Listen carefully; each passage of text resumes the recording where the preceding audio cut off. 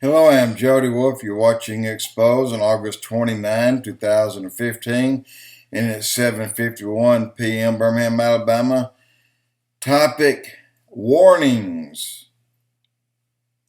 Warnings. And we are at 14 days and counting to September 11, the day of the Harbinger. Guys, the warning, if we've ever received one in our life, it is now when we need to pay attention, because it's written in stone and by God's finger. We need to pay attention. We need to be ready 100%. We need to be prepared. And if you are not, you will deeply regret it. And so, as I said in the other blog, the warnings that you must heed, the Bible has given up, or has in it, 30,000 verses. And of the 30,000, a full 1/3 of the Bible is about prophecy. And there's been a lot of prophecies throughout the Bible, a lot of them. And but the ones that mean the most to us, to you and I, have already begun. We just hadn't been hit hard enough. But they start out light and they get a little bit stronger each time. The next prophecy to hit this country, where we're going to have some kind of judgment, could be tomorrow, could be next week, but it actually started week before last, in a way that you can look back and see. The stock market's down like 1,016 points in a 7-day period. And if that didn't hurt, then you hadn't looked at your portfolio yet. And why people aren't talking about it behooves me. But the reason is, it all didn't happen in one day. It went down and down and down, then up, and then down, then up, then down. Well, it didn't happen overnight, so nobody jumped up and down and said, hey, guys, we're in trouble here. So by that's how we're programmed in this country. We're programmed to recognize something that hurt us by a one-time event. But it's been chiseling at us for a long time, and we've not opened our eyes to it yet. But that's okay. We're going to get hit hard enough soon that you will absolutely know that God Almighty has brought judgment upon this country. And we're not the only country. Throughout all the countries on earth, we're not the one, but we are the one that's going to have blood drawn. The reason is because we were allowed to come up as strong as we did as a nation for many reasons. One, to send missionaries around the world, and we did that. Two, we have more churches in this country than every other country in the world. And we had more Christians in this country than any other country. And we also have turned our backs on Israel when the other countries never did have never did promise them that they'd stand up for them and be there when they called. We did. They didn't. So God won't judge them near as bad as he will judge us, because now their blood is on our hands. Need to think about that. These things that happened to the Jews are happening because America abandoned God's chosen people. And who abandoned the most? It's hard to say.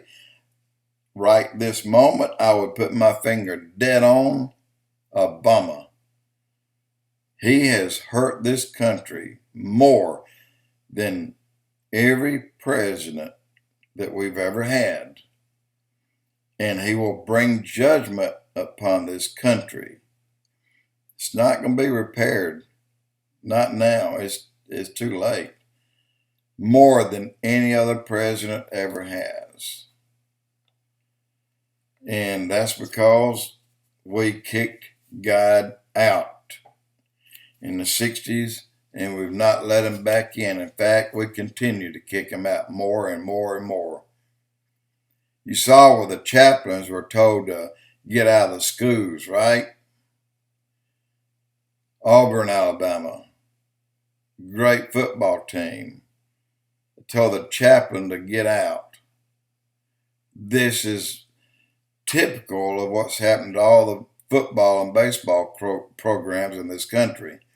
Chaplains told 2 years ago to get out of the military. They're told to get out, period. Just get out. That is on us. That's when we should have stood up and said, hell no. But we didn't. We didn't say a word.